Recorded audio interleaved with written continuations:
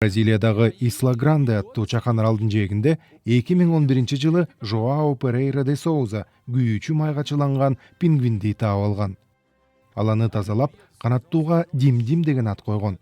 Ошондон бери пингвин Жоао Перейра де Соуза менен катташып турат экен. Ал пингвинди өз баласындай эле жакшы көрөт. Дим түштүк америкалык Магеллан пингвини. Анын жашаган жери бул аймактан 3000 чакырымдан ашуун алыстыкта жайгашкан Патагония сууларында. Дим жумалап, кээде айлап жоголуп кеткени менен 71 жаштагы пенсионерге сөзсүз келип турат. Жергиликтүү зоологдун айтуусунда, Дим адамды өз пингвин үй бүлөсүнүн бир мүчөсү катары эсептеши мүмкүн. Жоао болсо канаттууну өз үй бүлөсүнүн бир мүчөсү катары эле эсептейт. Ал эми башка эксперттин айтуусунда, Дим көбөйүү мезгилинде гана балык уулоо үчүн каттап турат. Кандай болсо да, Димдин Жоаонун жердештери менен тартынбай жолугушуусу аралга кызыккандардын санын көбөйттү. Кыштактагылар Димди талисман катары кабыл алышат.